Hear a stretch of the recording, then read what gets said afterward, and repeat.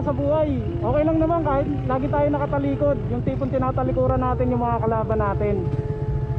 Kung saan ka man mapadpad, lagi mo lang isipin na ang ahas kahit saan yan lumalabas. Minsan nasa ilalim ng salawal, pero minsan nasa ibabaw ng kama. Okay lang naman na isipin mo na magtaka ka. Ganun talaga minsan. Kasi ang butil ng asin, dun mo rin nakikita ang bigas. Pag nagtanim ka ng alahas, aani ka ng mga paa ng ahas. Huwag mo isipin na mga duling lang yung laging nabibitin.